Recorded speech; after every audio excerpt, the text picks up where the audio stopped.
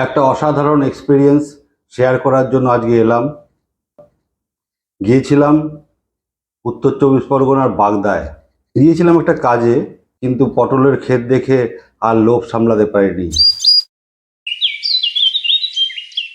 নেমে পড়লাম পটলের ক্ষেতে, নিজের হাতে পটল ধরলাম, দেখলাম কি যে তার অপূর্ব অনুভূতি।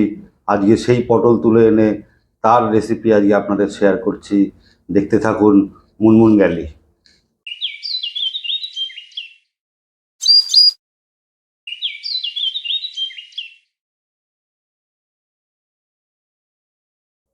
সরি, পটল তোলা মানে কিন্তু সেই পটল তোলা নয় আপনারা যা ভাবছিলেন। পটল মানে পটলের ক্ষেত থেকে সবজি পটল তোলা আর কি। আমরা যারা তথাকথিত শহরের বাসিন্দা, তাদের কাছে এটা হলো অচেনাকে চেনা, অজানাকে জানার আনন্দের মতো। কি যে অসাধারণ অনুভূতি বলে বোঝানো যায় না। ক্ষেত থেকে তুলে আনা পটলগুলো ভালো করে ধুয়ে নিয়ে তারপরে পটলের দুটো দিক এভাবে কেটে নিলাম। কেটে নিয়ে পিল করতে হবে, পটলের খোসাটা ছাড়িয়ে নিতে হবে, তাহলে পটল ভাজাটা ভালো হয় আর কি। তারপরে পটলগুলো দু হাত গানা করে কেটে নেব, মাথার দিকটা কিছুটা করে চিড়ে দেব। এতে পটলের ভেতরে গরম তেলটা প্রবেশ করতে পারে এবং ভাজাটা খুব সুন্দর হয়। লাইক, সাবস্ক্রাইব, শেয়ার, কমেন্ট করতে কিন্তু ভুলবেন না, তাহলে এই পরিশ্রম করে রান্না করা এবং আপনাদের সেই রান্না উপহার দেওয়ার উৎসাহ আরো বাড়ে। তারপর ওভেন জ্বালিয়ে নিয়ে তেল গরম করে কেটে রাখা পটলগুলো একে একে ভাজতে শুরু করে দিলাম। আমরা এই রেসিপিটা পরপর স্টেপগুলো একবারেই করব, কোনো আলাদাভাবে কিছু করব না। একটা মজার ব্যাপার, পটল ভাজা আলাদা করে না তুলে একসঙ্গে আলু ভাজা করে নেব এবং টমেটো তার মধ্যে দেব। এইগুলো দেখার ব্যাপার, খুব ভালো লাগবে, দেখতে থাকুন। পটল সর্ষে।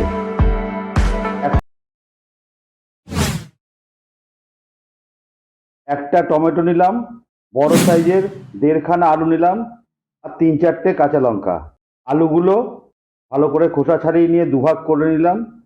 দুভাগ করে প্রত্যেকটা ফালি 4টে করে পিস বার করে নিলাম।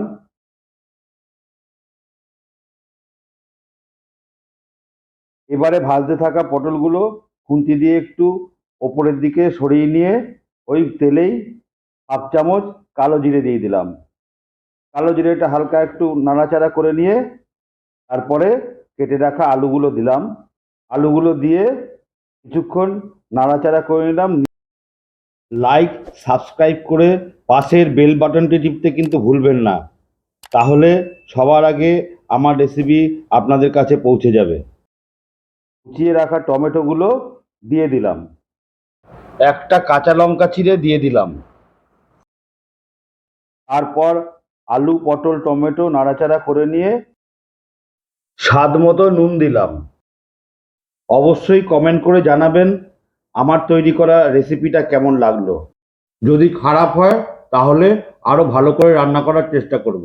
তারপর আলু, পটল, টমেটো নাড়াচাড়া করে নিয়ে 1/2 চামচ হলুদ দিলাম। রেসিপিটা তৈরি করা খুবই সহজ, শুধু একটু ধৈর্য ধরে পটল ভাজতে হবে। পটল ভাজতে অনেক সময় লেগে যায়। সর্ষে, কাঁচা লঙ্কা, নুন, অল্প পোস্ত, আপনারা চাইলে নাও দিতে পারেন পোস্ত, দিয়ে একটা পেস্ট বানিয়ে নেব। লঙ্কাটা আপনারা যতটা ঝাল খাবেন সেই অনুযায়ী দেবেন। আসলে পরবর্তী রান্নায় সর্ষের পেস্ট লাগবে বলে আমি একটু বেশি করেই পেস্টটা বানিয়ে নিয়েছি। তারপর ভাজতে থাকা আলু পটলগুলোর মাঝখানটা একটুখানি স্পেস করে নিয়ে সর্ষের পেস্টটা দিয়ে দিলাম আর রেসিডিউটা রেখে দিলাম। দিয়ে এবার ভালো করে রান্নাটা করতে শুরু করলাম। সর্ষের পেস্টটা আলু পটলের সঙ্গে ভালো করে মিশিয়ে নিয়ে বেশ কিছুক্ষণ রান্না করতে হবে, তাহলে সর্ষেটা একটু ভাজা ভাজা হয়ে যাবে। স্বাদ মতো চিনি দিলাম।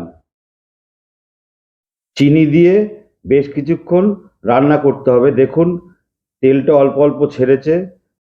এইভাবে বেশ কিছুক্ষণ রান্না করতে করতে যখন আলু পটলটা একটু শুকনো শুকনো হয়ে আসবে, তখন সর্ষের পেস্টের রেসিপির মধ্যে 1/4 কাপ মতো জল দিয়ে পটলে ঢেলে দেব। যদি রান্নায় হলুদের পরিমাণ বেশি হয়ে যায় চিন্তা করবেন না, তাহলে একটা লোহা গরম করে নিয়ে রান্নার ভেতরে কিছুক্ষণ রেখে দেবেন, দেখবেন হলুদের গন্ধ গায়েব হয়ে যাবে। এটা আপনাদের জন্য আজকের টিপস।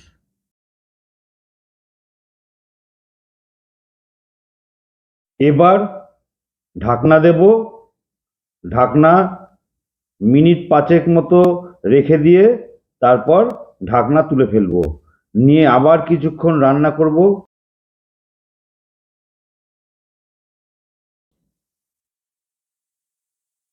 আবার ঢাকনা দেব, দিয়ে মিনিট 2 রেখে তারপরে ঢাকনাটাকে আবার তুলে ফেলবো।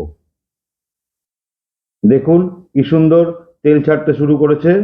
তারপর আবার কিছুক্ষণ নাড়াচাড়া করব, ভালোভাবে নাড়াচাড়া করে দেখে নেব আলু পটল সেদ্ধ হয়ে গেছে কিনা। হয়ে গেলে আমাদের রেসিপিটা প্রায় শেষের দিকে চলে এসছে। এবারে আর কিছুক্ষণ নাড়াচাড়া করে নিয়ে তুলে নেব আজকের রেসিপি, টাটকা পটলের রেসিপি, সর্ষে পটল। আলু দিয়ে সর্ষে দিয়ে এই পটল খান, সকলকে খাওয়ান, নিজে খান। ভালো থাকবেন, আবার দেখা হবে।